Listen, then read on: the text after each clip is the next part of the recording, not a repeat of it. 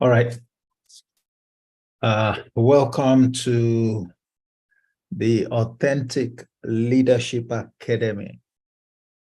The Authentic Leadership Academy is a community of authentic leaders, leaders who are committed to the pursuit of authenticity.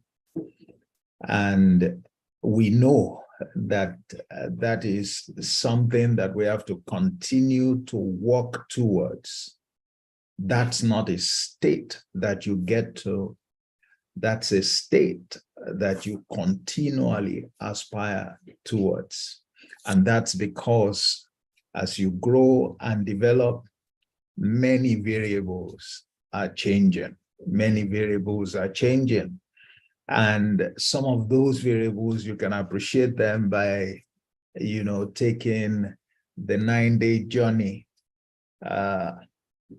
in a recent series that I completed, Becoming Authentic, how to become an authentic leader. If you're a member of this community, you can check that series in the events or in the courses area, and you can avail yourself of that series. It's free for anyone who would like to undertake that journey. That series identifies 7 dimensions of authenticity. It talks about if a leader wants to truly lead as an authentic leader, there are 7 dimensions to work. And so when you look at those dimensions, as you change, it affects those dimensions. And therefore, you have to continue to work at, authenticity. All right. You don't get there and just forget it.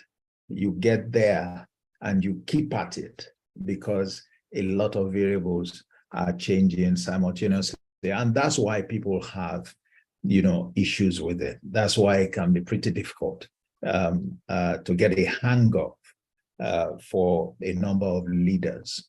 So we normally, on the Authentic Leadership Academy live business session, which holds at least once every week, we normally dig deep, drawing, lessons from the Bible on how to do leadership right. As you can see, Allah comes to you on the platform of Emet Leadership Academy. At Emet Leadership Academy, we are committed to leadership development based on the truth, nurturing leaders based on truth. Now, that's our tagline. And truth for us is found exclusively in the Word of God. It's called the Word of Truth. All right. So we bring that, lay that as the foundation. Now, every other thing can build on it, but there must be things that are consistent with the Word itself. All right. So today, in today's session, I want to speak to the issue of integrity. I want to talk about leading with integrity. Leading with integrity. One of the major differences that community members, especially those who may have interacted with material, from me across various platforms, one of the differences that you would find with these sessions is that in these particular sessions, we go a bit deeper. We explore the Word of God at a deeper level. And so we even read through scriptures, and I'm going to try and do that, today. Okay, so we want to look at that very important issue of integrity on the part of leaders, integrity on the part of leaders. Now, you might be saying, well, that's, something difficult. Is that even something that anyone should expect, from leaders of today? And I would certainly answer you and say yes, and it would be a shame, in fact, if we can't rely on leaders, whether today, whether tomorrow, indeed at any other time, to be people of integrity. All right. Leadership, can't be done, the course of leadership can't be advanced without, integrity, So it's important to examine integrity as, a core aspect of doing leadership.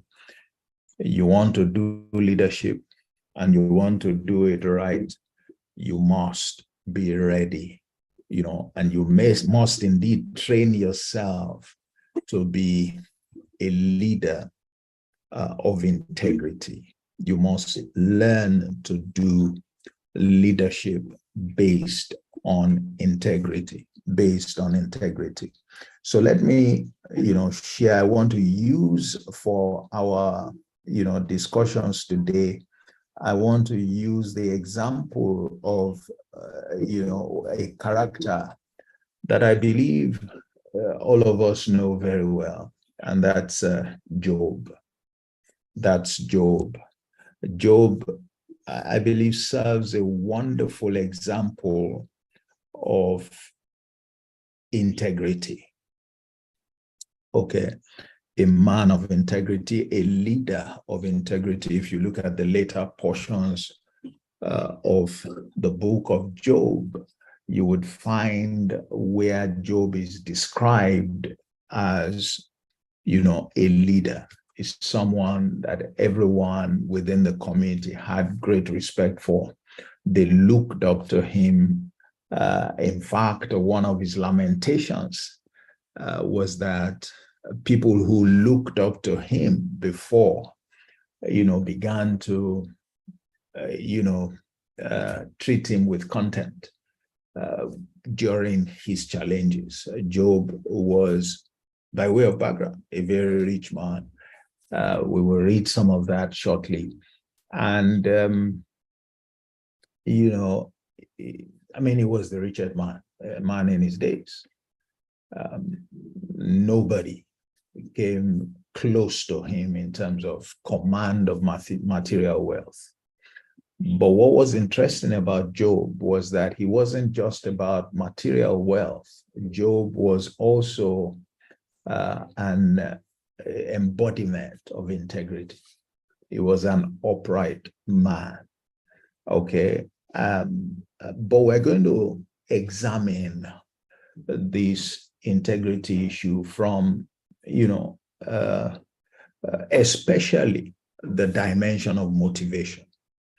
And that's one of the things I found very interesting, examining, Job and his story, trying to learn from his encounter, especially about the subject of integrity and in relation to the responsibility to lead. All right, so now, when you look at from Job chapter 1, beginning from verse 1, we were told that there was once a man, and he was named Job. And that man, he was blameless, a man of complete integrity. He feared God and stayed away from evil. He feared God and stayed away from evil. I am challenged by this opening statement, and I hope that you are challenged as well. And I'm challenged because of this description. I mean, he was blameless, a man of complete integrity. He feared God and stayed away from evil, and stayed away from evil. A man of complete integrity. A man of complete integrity. Okay. So what's your own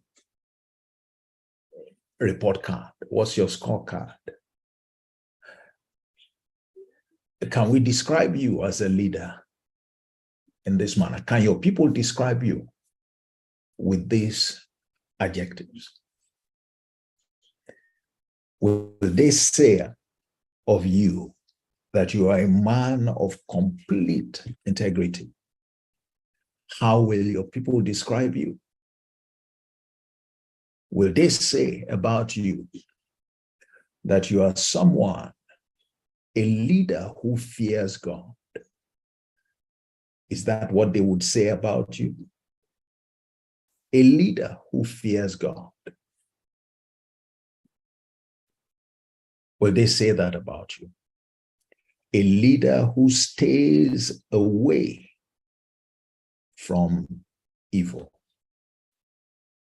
Or if you like, maybe that may be too strong for you, a leader who stays away from wrongdoing. A leader who stays away from wrongdoing. Okay? A very impressive CV, and one that you and I need to aspire towards, need to work towards. By the way, how can you possibly come across as an authentic leader when you are not a man or a woman of integrity? How is that possible? Do you think that is possible at all? I don't think so. I don't think so. So this is a very important, attribute, particularly of leaders, Leaders must be men and women of integrity. They must be men and women of integrity. And so we were told, if you go to verse 3, Job chapter 1, he owned 77,000 sheep, 3,000 camels, 500 teams of oxen, and 500 female donkeys. He also had many servants. He was, in fact, the richest person in that entire area. I'm reading, by the way, the New Living Translation, even though I have the New King James Version, also on the screen. And you may want to refer to your own version, okay? And just let's follow through. So it says, Job's sons would take turns preparing feasts in their homes, and they would also invite their 3 sisters to celebrate with them. When these celebrations ended, sometimes after several days, Job would purify his children. He would get up early in the morning and offer a burnt offering for each of them. For Job said to himself, perhaps my children have sinned and have caused God in their hearts. This was Job's regular practice. This was a man who, you could appreciate when we are told about this man that he stayed away from evil. He feared God. He feared God to the point that he would ordinarily not do evil by himself, not do wrong by himself, but he would also make sure that those that he has responsibility for also do not violate the rules. They don't violate, processes. That's the extent of his commitment as a leader. And you can look at him as somebody within an organization who is reporting to management or who has a boss, a leader. And he, as leader of his team, stays away from doing wrong. He's committed to following process, following procedure, observing protocols, not violating any of the rules, as it were, of engagement in his role as a leader within the organization. And he ensures that he's not doing it at his level alone. He also gets involved with the conduct of his people to the point that they do not violate the same rules.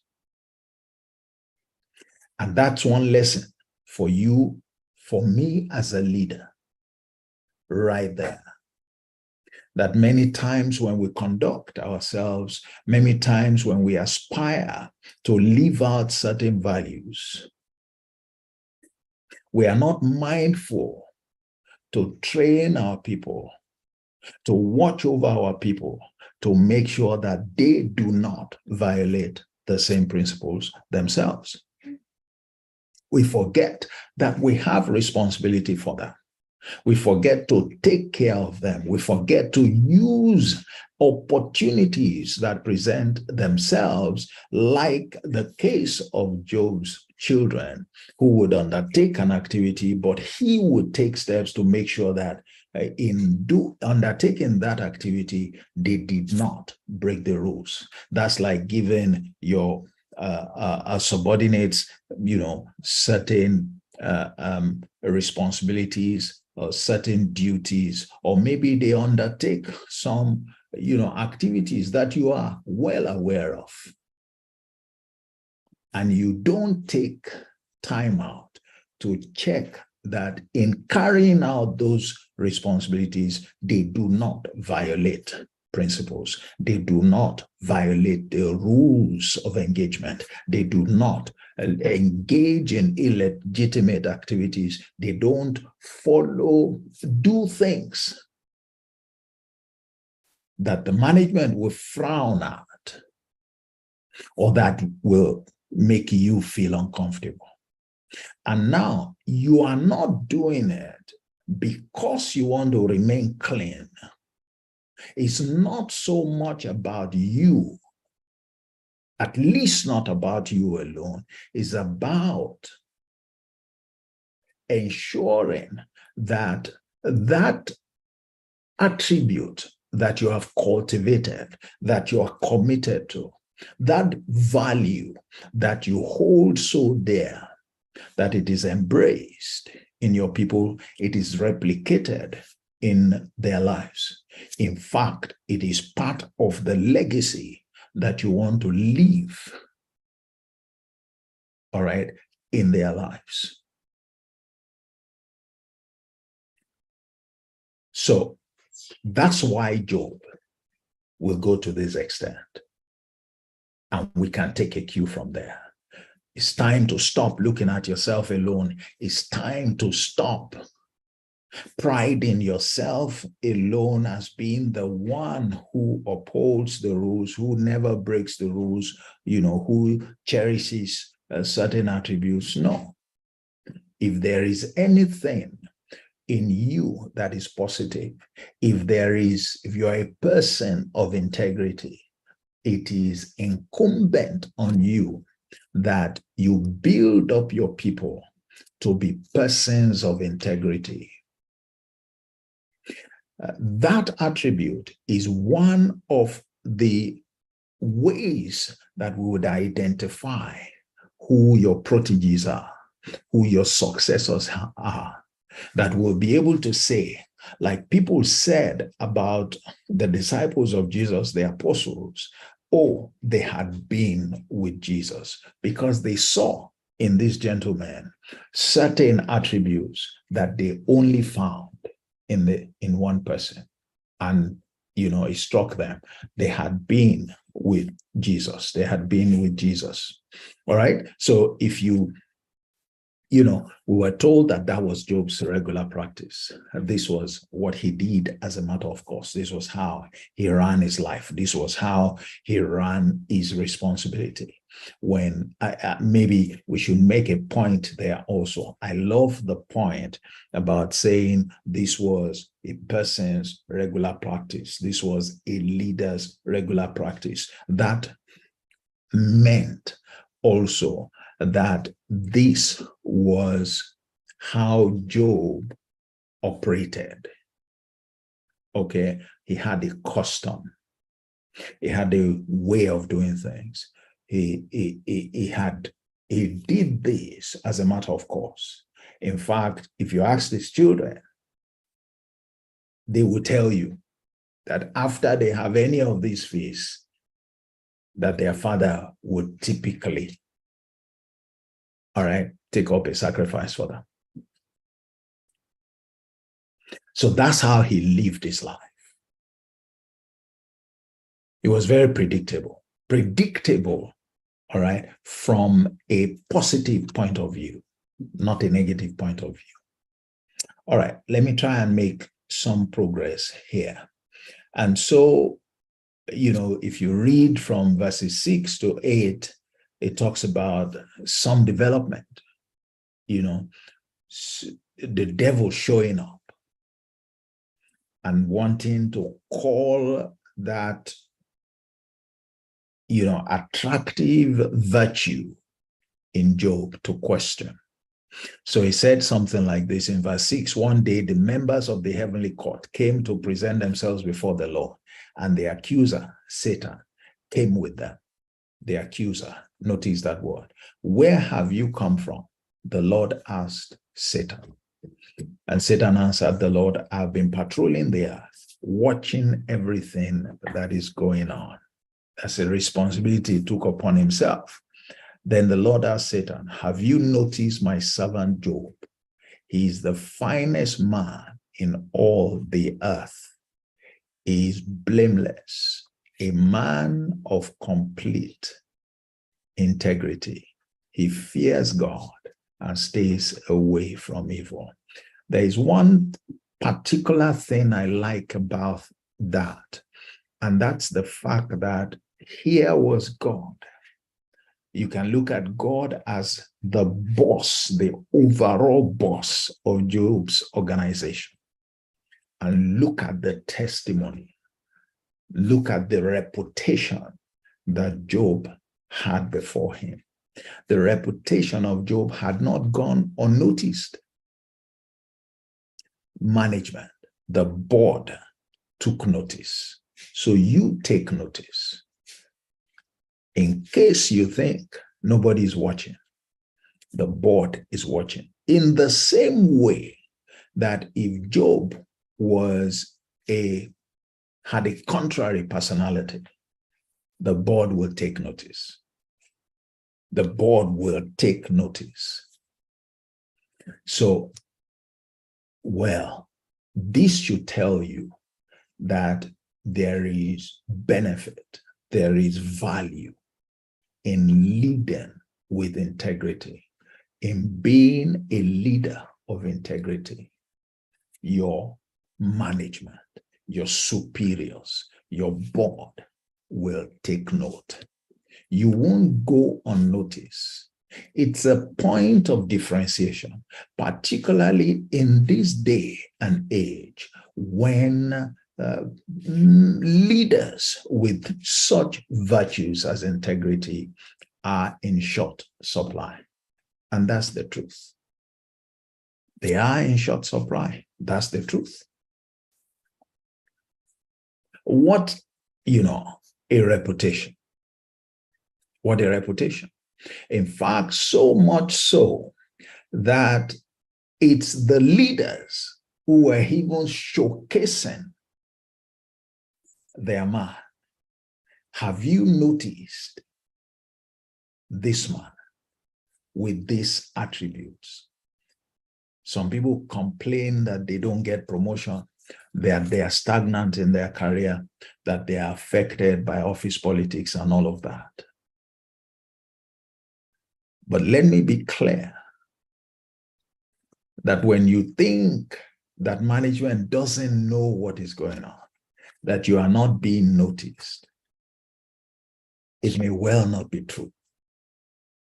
Yes, there are things you need to do, but this is one of the things that you need to do.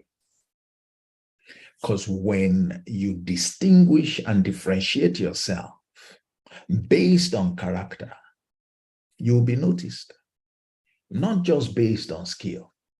Now, let's come back to that. Job was a wealthy man. Job was a very rich, successful man. Job understood how to make money. Job knew how to deliver the results, the financial results. But guess what? Job was not recognized for his wealth. Have you heard so much about his wealth? Yes, we had a description, but he wasn't being celebrated for his wealth. He was being celebrated for his character, specifically for his integrity. He was being celebrated for his integrity. He said he is the finest man in all the earth, more than he is the wealthiest man in all the earth. He said he is blameless. That is, let's be very clear about what we mean by the finest man. So, we throw more light into it, and you see that we're not talking about wealth, and that's humbling. And it should be for many people, again, in this day when everybody is in pursuit of 7, 8, 9 figure and what have you. But we're told here that there is more to life than all of those figures. We're told here that when it comes to leadership, character attributes, values, and virtues, they are more important. They are the things that leaders recognize. Yes, you are great in the pursuit of your targets. You deliver the numbers. But again, notice, nobody here has really talked about the numbers. There are no KPIs here. The KPI that is celebrated here is character. The KPI that is celebrated here is character. Now, there is another dimension of why this is such an important example, and that's the fact that we are told that this guy fears God. His modus operandi, he fears God, he shuns evil, he runs away from evil. That tells us what? That those numbers, the wealth that he had, was not obtained through means that are illegitimate, that are illegal, that he played by the rules. He's a man who plays by the rules. The reason some of us are not celebrated for our numbers is that the people who will celebrate us, the leaders who will celebrate us, the management on board knew how we obtained those numbers. They like the numbers, but they can't celebrate how we attained the numbers. In this case, Job isn't being celebrated for the numbers. He is acknowledged as the wealthiest, but he is celebrated for his character. I think somebody needs to hear that. He is acknowledged for meeting his targets, for having results, quantitative results, the kind that you and I always celebrate. But he is celebrated for his character, and in this case, specifically for his integrity. Think about it. We're not saying that The fact that his word is wrong, we're saying that how he got the wealth is more important. We're also saying that it is possible to play by the rules and still get the numbers. Because some of us no longer play by the rules. And you and I know what I'm talking about. We cut corners. That's how we achieve our numbers. So we may be acknowledged for the numbers, but our leaders can't celebrate us for our character. Why? We are not men and women of integrity. We are not. We are not. Now, and you would find, actually, that it's easy for many people to look at Job and think, big deal. Who can do that? Just as many do, one of the easiest things is to criticize leaders. All right, is to doubt them, is to suspect them, is to blame them. Even the ones that, yes, they have committed, certain anomalies, crimes perhaps. And the average person is quick to criticize. And I think people do that under the assumption that if they were in that position, they wouldn't fall into the same trap that such people fell into. What many don't realize is that until you sit on that leadership seat, you can't beat your chest that you would overcome the same temptations that such people face. So talk to that extent is cheap. It's very cheap. And when some of these people have the opportunity of getting into positions that look like that, not even as tricky, not as exposed, you see how they fall. You see how they mess up completely. That's when you realize that to walk in integrity is not piece of cake. So when management is celebrating people of integrity, like God is celebrating Job here, is a big deal. It's a big, big deal. It's a big deal. Why was it Job alone that was being celebrated for integrity? Why was Job alone the only one that God was calling attention to? Was it because he was the richest man? No. But he certainly was, perhaps, the only man of complete integrity. To show you that even in those days, they were scarce. Today's world, they remain scarce. Tomorrow, they are still going to be scarce. But you and I are looking for those kinds of leaders.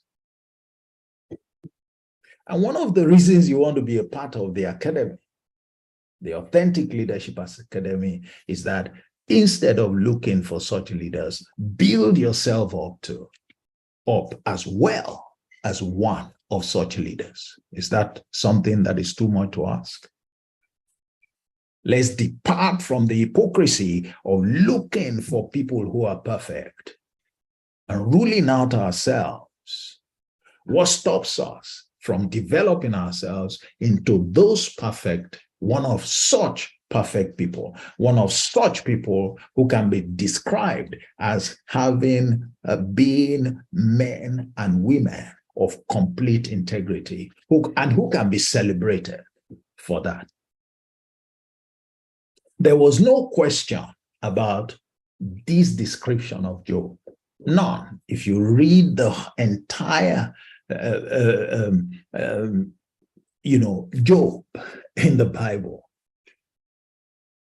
you won't find anyone querying this verdict about his character. None.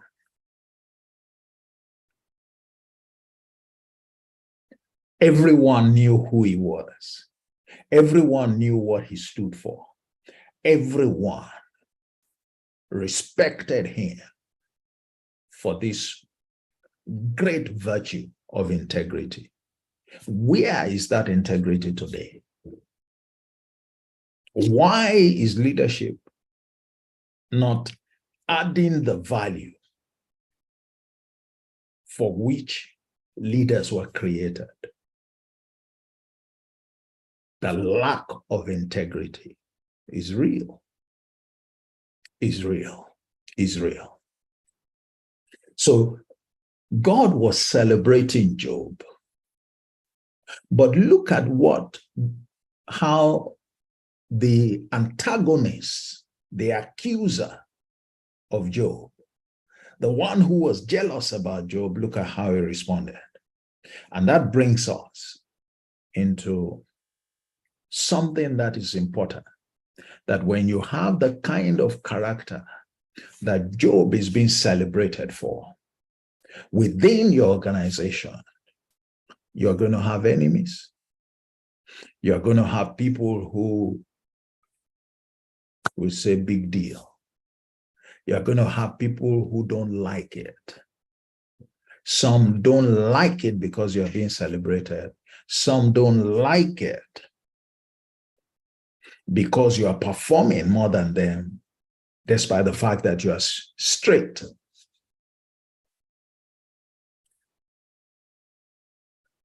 They would like to be in your position. So don't kid yourself that the pursuit of this noble personality, character, will not come with enemies, will not come with detractors, people who are your colleagues, who you know, who may even smile and pretend to be your friends, but they are not excited by, all that's going on with you. All right, let me apologize for, I think the lettering, on the screen may be small. Bear with me. Next time I would adjust it so that you can read with me, a lot easier than it is today. All right, so Satan replied to the Lord. He said, yes, but, that I agree, but, he's a man of integrity, but, he said, but Job has good reason to fear God. So, it reminds me, an interpretation, I think it's King James Version, says, does Job fear God for nothing? So this man, what's his problem? Where is he going? Did you guess right? You know where he's going? He was hitting at the motivation of Job. Does Job serve God for nothing? Job chapter 1 and verse 9. Does Job serve God for nothing? Are you kidding me? Isn't he doing it because of what he's going to get? Isn't he doing it because of what he's enjoying from management? Does Job serve God or fear God for nothing? Come on. Come on. And that's one of the things I want to address this in this our business session. And the question is this: what's your motivation? What's the motivation behind your commitment to integrity? Do you have a motivation? Are you doing it as eye service? Because that's what this fellow was claiming against Job. He said, look, Job has what is benefiting. Let's finish reading it. He said in verse 10, Job chapter 1 and verse 10, he said, you have always put a wall of protection around him and his home and his property. You have made him prosper in everything he does. Look how rich he is. But reach out and take away everything he has, and he will surely curse you to your face. He will surely curse you to your face. So some people are going to retort to management that what's the big deal about your pursuit of integrity or your commitment to integrity? Why are you being celebrated as a person of integrity? And they will point to all the things that management is doing for you. Just like the devil was saying. All right. Said, I mean, why would the man not be a man of integrity? Look at the salary you are paying him. Look at the bonuses that he's getting. Look at the car he's driving. Look at the house where you are putting. Look at how many courses he goes for every year. What they are saying is, if I was enjoying the same thing, I would also be a man of integrity. But therein lies the big problem. And there are two things that we can take away from that. Satan knew what he was doing because he's wise. He's wise. In fact, he is so wise that even Jesus said somewhere when he was counseling, when he was giving his, proteges, his disciples, the strategy to succeed for success in leadership, he said, I send you out as sheep among wolves. He said, be wise as serpents and harmless as doves. Did you get that? So even Jesus recognized that this adversary was wise. Satan was going somewhere. What are those two things? The first is that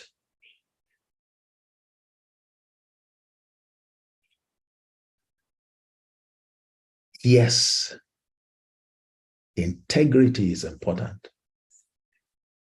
but more important is the motivation behind it. That is, there is a motivation that when we truly want to establish integrity on the path of a leader, we must not just look at the fact that he is upright, stays away from evil, complies with the rules. We should check his motivation for doing so. The second, therefore, is if the motivation is wrong,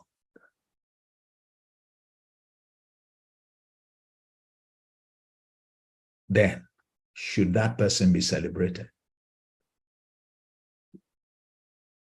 Because we should actually hold that that kind of person may become dangerous, may become rebellious, may no longer be an asset to the company once that motivation is tampered with. Very important insights, because many times we talk about integrity, and we may in fact be labeling people who do not deserve the label as men and women of integrity. Why? Because their motivation is wrong. That's what Satan was trying to get into here. He didn't understand the motivation of Job, but he wanted to put a question mark on his integrity by querying his motivation. And he pointed it out. He said, look, it is because of what this guy is benefiting And he listed it. That's why this guy has not misbehaved. That's why this guy is still seen as a man of integrity.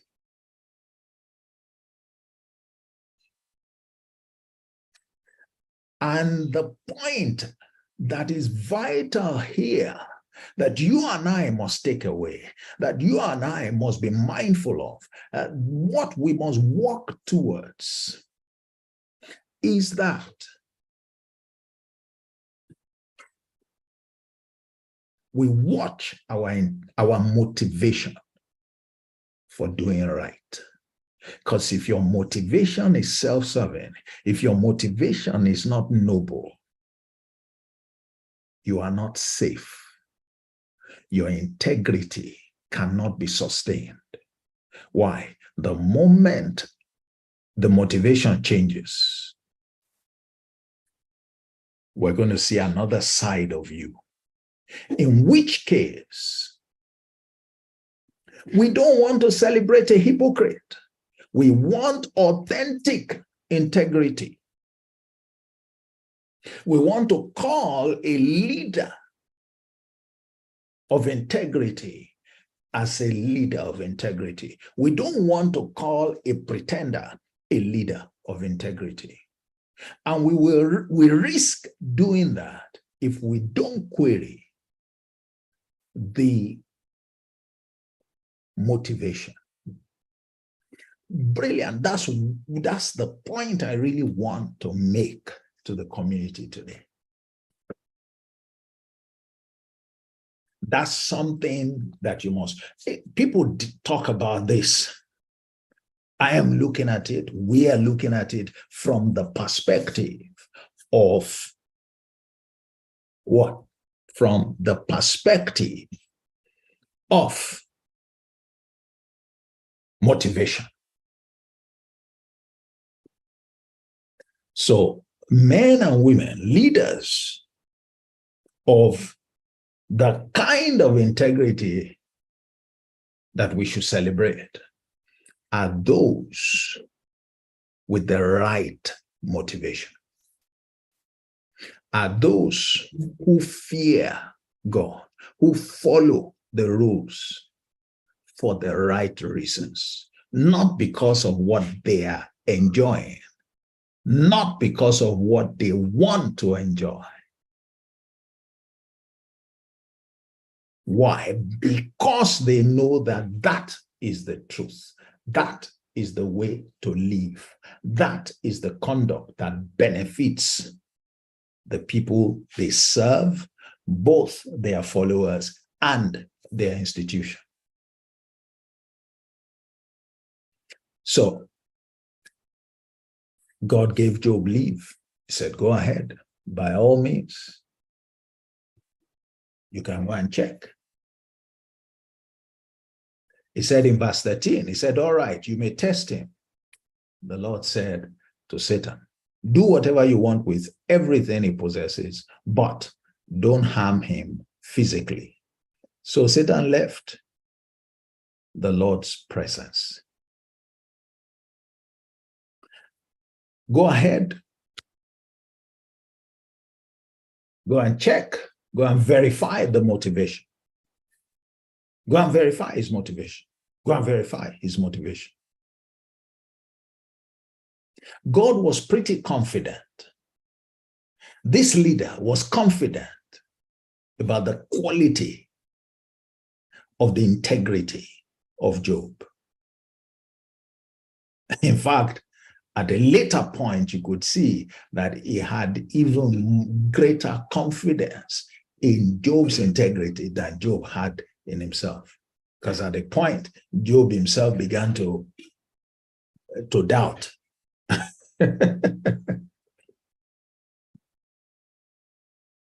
All right. So what happened? So when you look at verses 13, and all the way to verse 18, you see Satan now began to do all kinds of things. All manner of things. Hitting at Job, hitting at all of those things he said. Remember, what he said to God was, look, you put a wall of protection around him, around his home, around his property, and you made him to prosper in everything that he did. Said those are the reasons. Those things that this guy is benefiting, is enjoying, are the reasons why he's showing to be a man of integrity. He say he's a pretender. If you take those things away, you will see the real Job. And you will discover he's not somebody you need to celebrate. That's where Satan was going. Job said, go ahead. So he went after him. Read verses 13 to 18. You would see what he did. You see what he did. He killed all his animals. They stole his animals. Fire burnt his sheep and all his shepherds.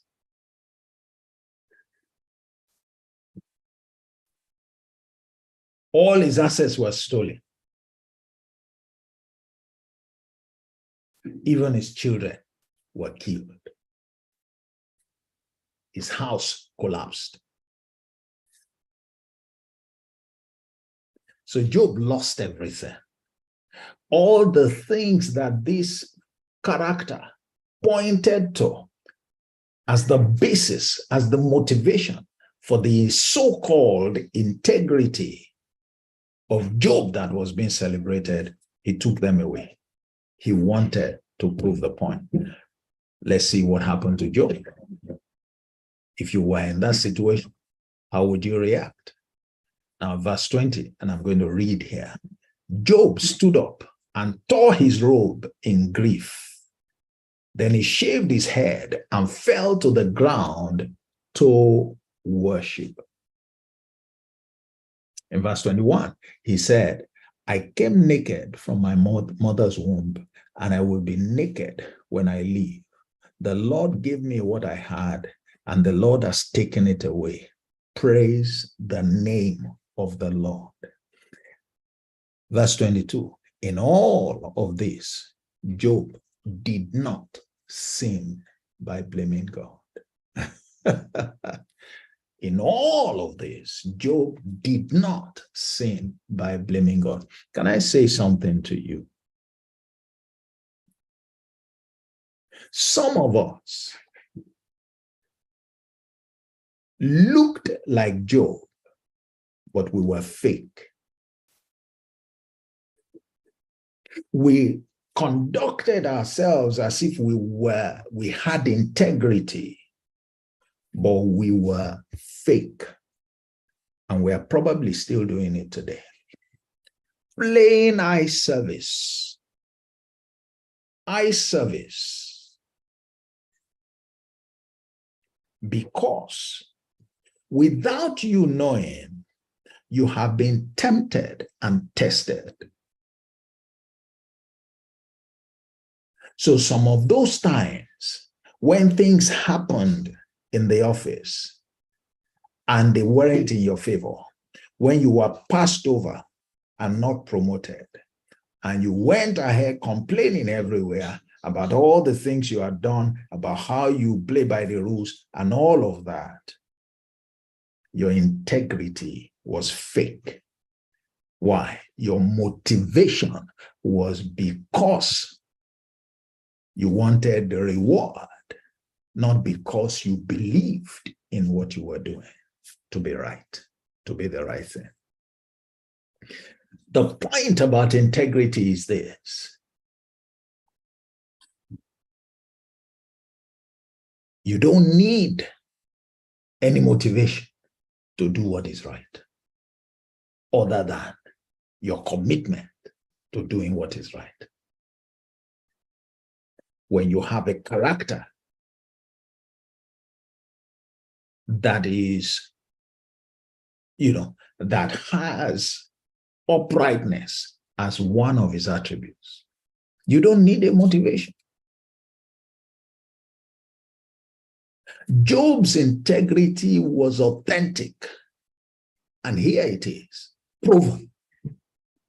Here it is, proven beyond doubt. Authentic. Why? Because all the things that we were told served as the motivation for his integrity, they were taken away. Yes, he acknowledged it as painful, but he never complained. He never murmured. He never regretted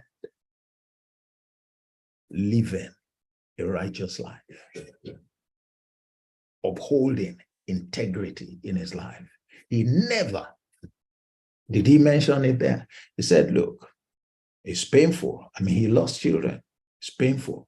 Can anybody get excited in that kind of situation? He lost all his assets, houses, and all of that. At this point, the only person he hadn't lost was his wife.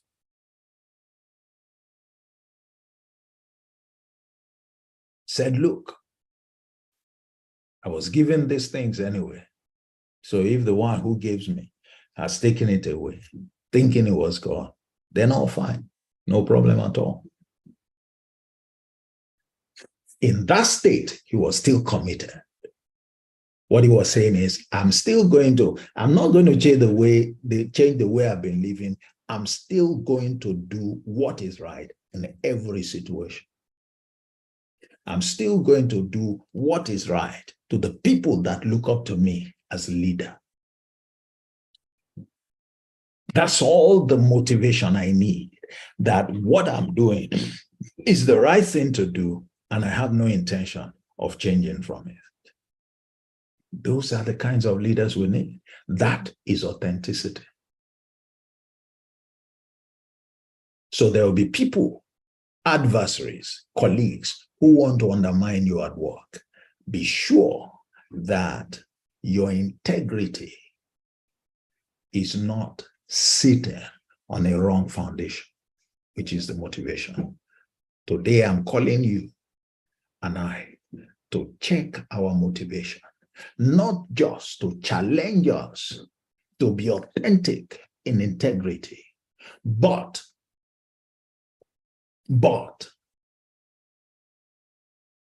to examine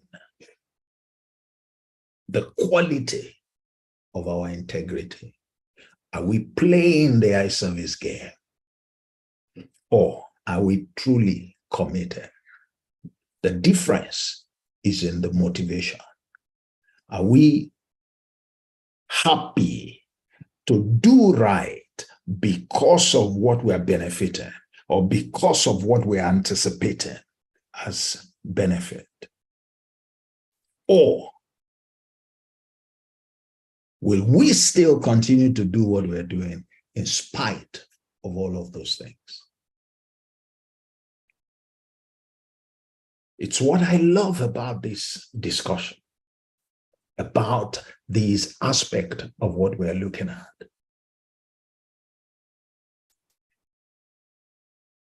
It's time to stop talking integrity many times.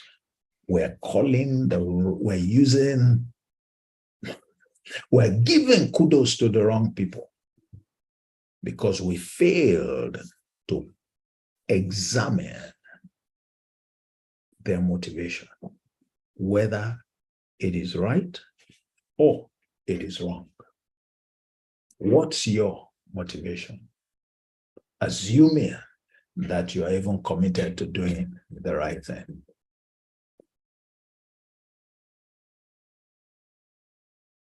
Are you like Job? That's the kind of leader that you and I have to walk towards. And I think that you should be encouraged by the fact that Job's commitment to doing right, which was not driven by what he could get from God or what he was enjoying from his master, still brought all those things into his life. It brought all those things into his life. Obviously, his integrity had a vital role to play in his wealth, how he became wealthy. We're told he shunned, he ran away from evil, ran away from evil. He never wanted to be associated with anything to the contrary. That's the hallmark of true leaders. He led with integrity. And maybe the next episode, I would examine this issue further. Maybe we'll do a part 2, possibly a part 3 of it, because I'd like to share with you what happened after this episode. Because these adversaries were not convinced. They didn't give up. They still thought about one more possible motivation. Still on the issue of motivation. So that we can examine that. And then also I'd like to read from, I believe, Job 21 and 22, so that you can see the status that Job had before all of these problems arose, so that we can appreciate what it means to lead with integrity. Because he truly did lead with integrity. He led with integrity. So that's our business session for today. Is life. Join us. If you haven't joined the Authentic Leadership Academy, please go ahead, check. You will find the link in the description. Join us. We meet regularly. We have many activities. We're committed. You can see what we have gone through today. It gets even better with every episode. And this is a platform for people who mean business about leadership. People who know that leadership is nothing without authenticity. People who want to truly learn what it means to be authentic and to grow in that. And people who want to veer from the path of hypocrisy, which is the normal thing with many leaders today.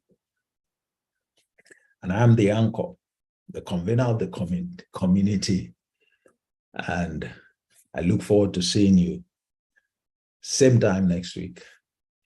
Of course, if you're a member of the community and any episode is coming up, you get notice by email, you get notice on the platform. Please endeavor, spend some time on the platform, understand how to navigate. And I plead with you to please contribute. I mean, we've had a discussion today. Go ahead, please contribute, share your ideas, raise questions, be guaranteed that there will be responses. And if there is any aspect that you'd like me to examine, let's throw it up. And please don't forget, as a member of the community, if you have any practical challenges that you're facing today in the area of leadership, you can call for a meeting and have other members of the community join heads with you, all right, to help you out of whatever challenge you may be facing. Okay, that's one of the benefits that you have. We call that, the peer advisory session. And once we have a discussion with you, you can put the request in the peer advisory channel, all right, indicate, and we'll reach out to you and agree a time and let everybody else know so that they can show up to help you. And who knows who is going to need help. So when you get that notice, please show up to help. Let's help one another. Let's help one another. That is one of the ways to show love. You never know when your time is going to come, when you need counsel from others, when it will be the saving grace. So sow that seed when you hear the call, the clarion call from people, show up and help and add your own 2 kobo. Your own 2 kobo or 2 pence or 2 cents may be the saving grace for such people. And in the process, we all learn, by the way. We all learn. And for some people, what somebody else is bringing forward as their challenge may be the same thing that you're facing as we speak.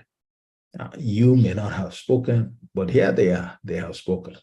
And so by attending the session, you get your own issues resolved as well. I want to encourage you to consider those and many more, the value that membership of this community has to offer. It's been Olatunji Shobodu, and I look forward to seeing you. This is the business session, Authentic Leadership Academy, the weekly live business sessions. It comes up weekly, at least 1 session. All right. And it could be 2. And it could be 2. Okay. Enjoy the rest of your evening. God bless you. Thank you for sharing this session with me. Enjoy the rest of your evening and indeed the rest of your week. And don't forget, show up to participate actively on the community platform, the Authentic Leadership Academy, brought to you by Emet Leadership Academy, where leaders are nurtured based on truth, where leaders are nurtured based on truth. Bye-bye.